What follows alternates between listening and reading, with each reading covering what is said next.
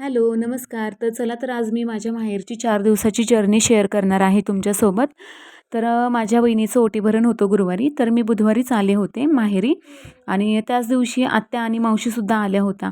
संध्याकाळी आम्ही इथे साड्या पॅकिंग करत होतो, तर इथे मावशी, आत्या, मम्मी आणि मी आम्ही सगळे मिळून साड्या पॅकिंग करत आहोत.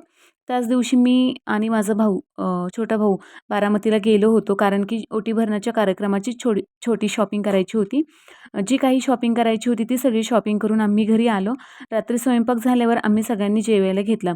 जेवण करत आमच्या सगळ्यांच्या गप्पा सुरू होत्या आणि मग रात्री मेहंदी काढायला घेतली.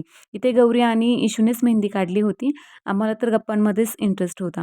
ओटीभरण आम्ही घरीच करणार होतो पार्किंगमध्ये.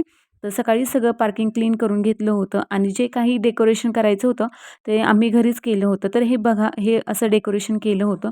खूप छान डेकोरेशन झालं होतं आणि कार्यक्रमसुद्धा खूप छान झाला. तर इथे आरती आहे माझी भाची आणि ऋतू माझी बहीण. तर आम्ही सगळ्यांनी खूप एन्जॉय केला. असा झाला ओटीभरणाचा कार्यक्रम. दुसऱ्या दिवशी आम्ही गेलो शेती पाहायला. तर मी खूप वर्षांनी शेतात गेले होते. तर ही आहे आमची शेती. शेतामध्ये मका आणि सोयाबीन लावलेलं आहे. मग नंतर घरी आल्यावर इशू आणि इशूचे फ्रेंड्स खेळत आहेत.